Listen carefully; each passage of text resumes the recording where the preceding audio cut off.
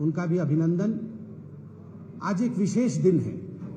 आप सभी जानते हैं कि देश के लोकतंत्र पे हमला इमरजेंसी के रूप में, आपातकाल के रूप में आज से 50 वर्ष पहले हुआ था। ये 50th ईयर है, ये 50वां साल है जब देश पर इंदिरा गांधी जी की सरकार ने, कांग्रेस पार्टी ने आपातकाल लगाया था।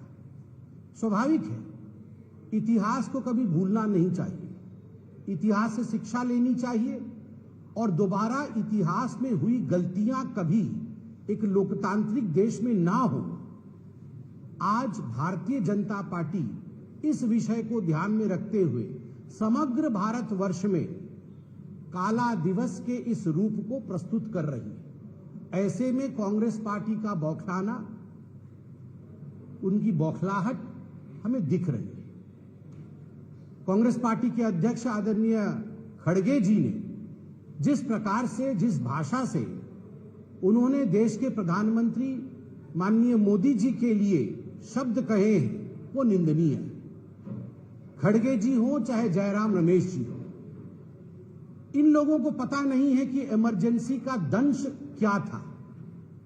कांग्रेसियों को पता नहीं है कि आम हिंदुस्तानी ने इमरजेंसी के दौरान किस प्रकार के कष्टों को, यातनाओं को सहा था। लगभग 1.5 लाख लोग जेल के अंदर रातों रात भर दिए गए थे।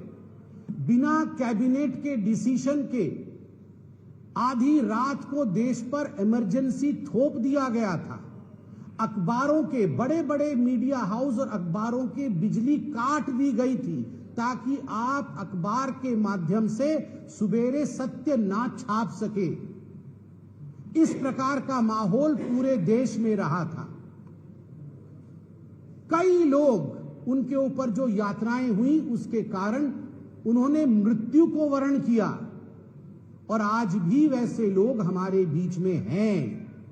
और इसलिए हमारा दायित्व है, हम विश्व की सबसे बड़ी पॉलिटिकल पार्टी है, हमारा दायित्व है कि हम न केवल भारतवर्ष को बल्कि आगामी पीढ़ी को भी इस विषय से अवगत कराएं कि विगत समय में जो भूल हुई थी इमरजेंसी के रूप में, वो कितनी बड़ी भूल थी और ये भूल दोबारा दोहराया नहीं जाए।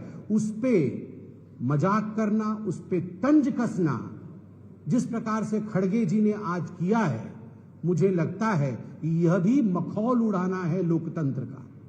खड़गे जी कह रहे हैं कि 50 साल पहले हो गया, उसको फिर से क्यों याद किया जा रहा है।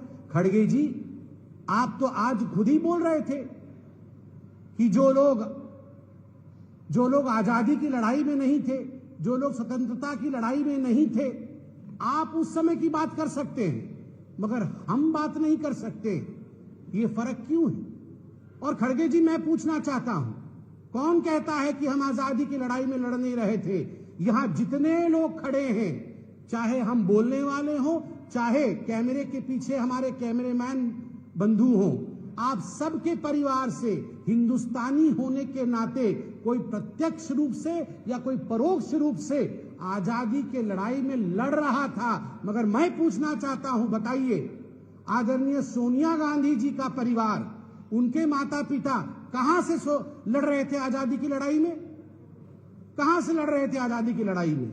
उत्तर प्रदेश से, बिहार से, उड़ीसा से, बंगाल से, कहां से सोनिया जी की परिवार आजादी की लड़ाई में शामिल थे? बताइए।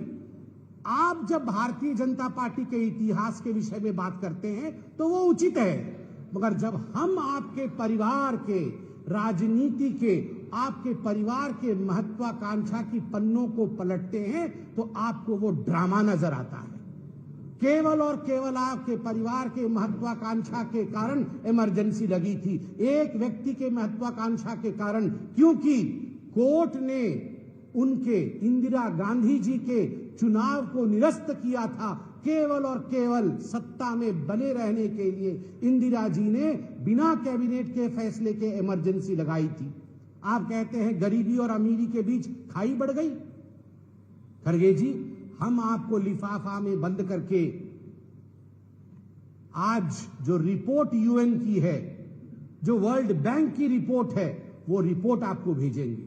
किस प्रकार से कितने करोड़ों लोग, 25 करोड़ से अधिक लोग किस प्रकार से गरीबी रेखा के ऊपर आए हैं। विगत कुछ वर्षों में जब मोदी जी का प्रधानमंत्री का काल रहा है, इन 11 वर्षों में यह रिपोर्ट आपको भेजेंगे, तब आपको मालूम पड़ेगा कि गरीबी हटाओ का नारा वो अलग था और वास्तविक रूप में किस प्रकार गरीबी दूर हुआ है इन 11 वर्षों में, उसकी कहानी अलग है।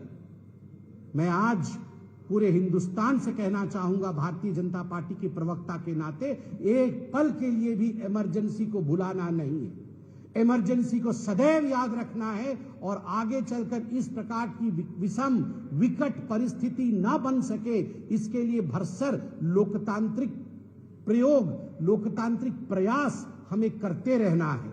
और जहां तक कांग्रेस पार्टी का सवाल है, जिस पार्टी में ही लोकतंत्र नहीं है, वो लोकतंत्र का महिमा कहां से समझेगी। जिस पार्टी का समर्थन, और जो पार्टी उन लोगों से समर्थन लेती है जो पैर पे अंबेडकर जी जैसे महान विभूति के फोटो को रखते हैं, वो आज हमें संविधान सिखा रहे हैं। ये इंडी गठबंधन वाले पहले आपस में बात कर ले इमरजेंसी को लेकर, किसका मत इमरजेंसी को लेकर क्या है, उसके बाद वो भारतीय जनता पार्टी को इमरजेंसी के विषय में सिखाएं। बहुत बहुत धन्यवाद।